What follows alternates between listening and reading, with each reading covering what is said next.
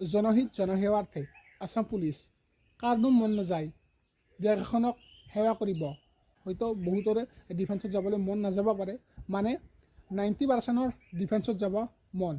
অসম পুলিচৰ তথা ভাৰত চৰকাৰৰ যিমান ডিফেন্সৰ চাকৰি আছে তাত যাবলৈ মন, দেশক সেৱা কৰিবলৈ মন, দেশ মাতৃক সেৱা কৰিবলৈ মন। তাৰ মাজতো এজন ময়ো আছোঁ। সৰুৰ পৰাই ডিফেন্স মানে অসম পুলিচ এইটো আছিলে। মই এইটো কোৱা নাই যে ইণ্ডিয়ান আৰ্মি, CRPF, BSF মানে SSR মানে চেণ্ট্ৰেলত যিমানখিনি পষ্ট আছে এইটো কোৱা নাই। এইটো বাদ দি কিনে অসম পুলিচ। সৰুৰ পৰা দেখি আহিছোঁ, সৰুৰ পৰা জানি আহিছোঁ যে অসম পুলিচ জনহিত জনসেৱাৰ্থে। কাৰ মন নাযায় দেশ মাতৃক সেৱা কৰিব?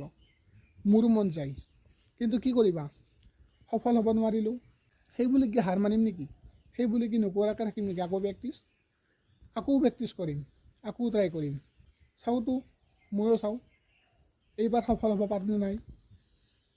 গতিকে তুমিও তেনেকুৱাকৈ মন মাৰি থাকি লাভ নাই ভাই, লাভ নাই। তুমিও লাগি যোৱা, সময় আহি গ'ল যুদ্ধত নামিব। গতিকে হাৰ নামানিবা, আকৌ যুদ্ধত লাগি যোৱা, মানে গ্ৰাউণ্ডত নামি যোৱা। ঠিক আছে, জয় হিন্দ।